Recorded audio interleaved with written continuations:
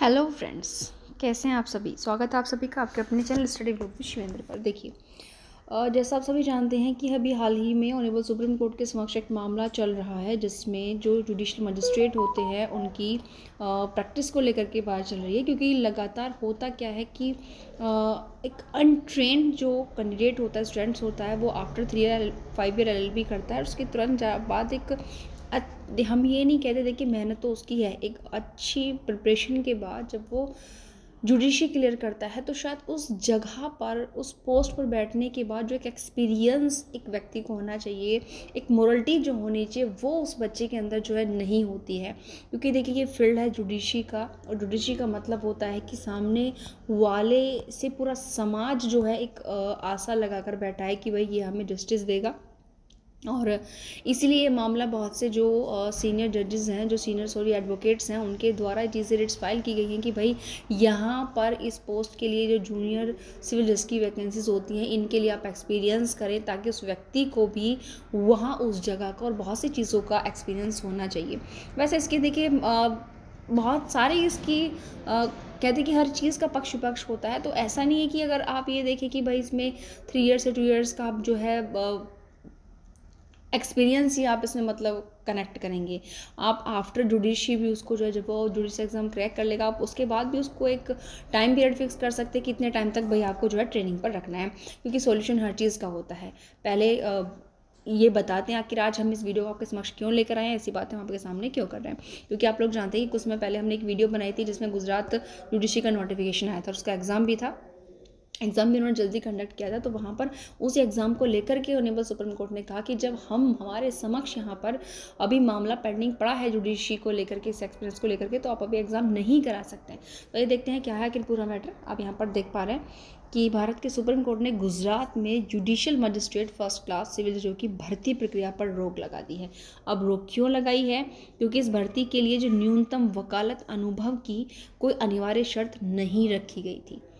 ठीक है, तो सबसे पहले तो अगर ये लाइन आप लोग समझ पा रहे हैं कि यहाँ पर ऑनरेबल सुप्रीम कोर्ट के द्वारा गुजरात की जुडिशियल मजिस्ट्रेट की वैकेंसीज के रिक्रूटमेंट प्रोसीजर पर रोक इसलिए लगाई गई कि उन्होंने उस नोटिफिकेशन में कोई भी न्यूनतम वकालत अनुभव की कंडीशन नहीं रखी है। इसका मतलब कहीं ना कहीं ऑनरेबल सुप्रीम कोर्ट के द्वारा अब इन जूनियर डिवीज़न की जो वैकेंसीज होती हैं जुडिशियल मजिस्ट्रेट की, उनमें भर्ती के लिए एक्सपीरियंस ज़रूर इंक्लूड करने वाला है।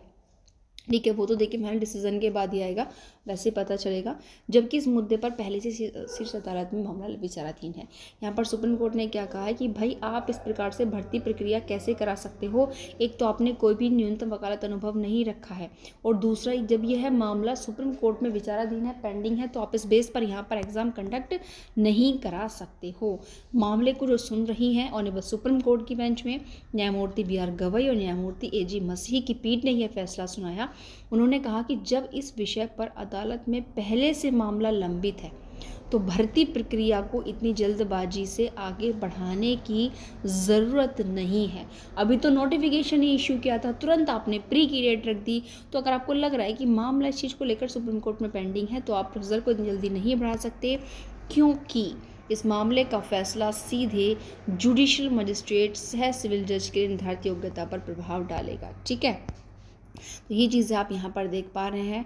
और दूसरी बात और अलग उन्होंने क्या कहा कि गुजरात हाईकोर्ट द्वारा जारी विज्ञापन से उत्पन्न यह विवाद हुआ था जिसमें इन पदों के लिए आवेदन आमंत्रित किए गए थे, लेकिन उम्मीदवारों के लिए किसी भी न्यूनतम वकालत का अनुभव उन्होंने नहीं रखा था। इस बात को लेकर न्यायिक नियुक्तियों पर मानकों पर सवाल उठाए गए हैं। यहाँ पर न्यायिक नियुक्तियों के मानकों पर सवाल उठाए गए हैं, क्योंकि जो कैंडिडेट जज बनकर जाते हैं उन्हें सबसे पहली बात सामने जो एक एक्सपीरियंस्ड एडवोकेट है, कोई भी है, उससे तरीके से बोलने का उनको मैनर नहीं है। और बहुत सी चीज़ें, ये एक अलग बात होगी बोलने का तरीका। सबसे बड़ी बात है कि जो जजमेंट आप लिख रहे हो, जजमेंट में जो भी आपके नॉर्म होने चाहिए, एक जज के द्वारा लिखा गया जो जजमेंट होना चाहिए, वो चीज़ें उस जजमेंट के अंदर नहीं होती हैं। सुप्रीम कोर्ट के आदेश के बाद इस भर्ती प्रक्रिया को पूरी तरीके से रोक दिया गया है। इसके साथ ही इस महीने प्रस्तावित परीक्षा भी स्थगित कर दी गई है, क्योंकि बहुत जल्दी इन्होंने फासले जो है रखी थी। अभी फिलहाल नोटिफिकेशन था और तुरंत मार्च में आपकी प्री की डेट थी। अब कोर्ट ने, Gujarat high court, state government को नोटिस जारी किया है और इस मामले की अगली सुनवाई 18 मार्च को हुई। जी हाँ, अभी ऑनरेबल सुप्रीम कोर्ट के द्वारा गुजरात जुडिशियल मजिस्ट्रेट की वैकेंसीज का जो एग्ज़ाम प्री का मार्च में होने वाला था वो पोस्टपोन कर दिया गया। इनकी भर्ती प्रक्रिया ही पोस्टपोन कर दी है और कहा है कि जब तक सुप्रीम कोर्ट का फाइनल डिसीजन इसमें नहीं आ जाता है आप इसमें आगे कुछ भी नहीं कर सकते हो। अब इस मामले में ऑनरेबल सुप्रीम कोर्ट की जो नेक्स्ट हियरिंग होगी वो 18 मार्च को होने वाली है।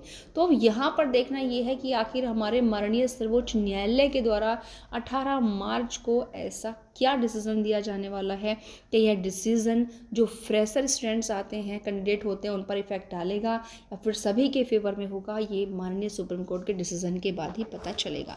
तो प्लीज़ वीडियो को ज़्यादा से ज़्यादा शेयर करें और कोशिश करें हर कैंडिडेट, ये देखिए जो भी बच्चा LLB BLLB फिलहाल कर रहा है वो यह कोशिश करे आने वाले टाइम में कि फटाफट अपना रजिस्ट्रेशन कराए और अपना जो है एक्सपीरियंस गेट करे। देखिए एक्सपीरियंस गेट करने का मतलब केवल आप यहाँ हर स्टूडेंट, देखिए यहाँ पर ये सबको मालूम है कि नॉर्मली आप अगर रजिस्टर्ड होने के बाद ज़रूरी नहीं कि आप जो कंटिन्यू प्रैक्टिस कर रहे हो। इसलिए यहाँ पर देखिए इसके जो है क्रिटिसाइज तो इसका मेनली ये है कि अगर आप 2 या 3 ईयर्स का अगर जो आपका एक्सपीरियंस अगर उसको काउंट कर भी देते हैं तो इसका आपका क्या इफेक्ट, आपको क्या लग रहा है कि भाई वो व्यक्ति कंपलसरी आपका जो है वहाँ पर कोर्ट में जाकर प्रैक्टिस करेगा भी, क्योंकि हर चीज़ का आज सॉल्यूशन है। तो वो वहाँ पर ऐसी बात नहीं है। माननीय सुप्रीम कोर्ट के द्वारा कुछ ना कुछ इसमें ऐसा न्यू इंक्लूड किया जाना है। तो हम सभी की नज़र होगी फाइनल डिसीजन पर उनमें सुप्रीम कोर्ट के द्वारा। तो देखते हैं 18 मार्च को आखिर इसमें क्या होने वाला है। उसके बाद नेक्स्ट वीडियो आप सभी के लिए लेकर आएंगे सुप्रीम कोर्ट के ऑर्डर के बाद। और इसलिए प्लीज़ वीडियो को ज़्यादा से ज़्यादा शेयर करें ताकि हर स्टूडेंट्स तक यह पहुँचे और वीडियो को लाइक और कमेंट करना बिल्कुल ना भूलें। धन्यवाद।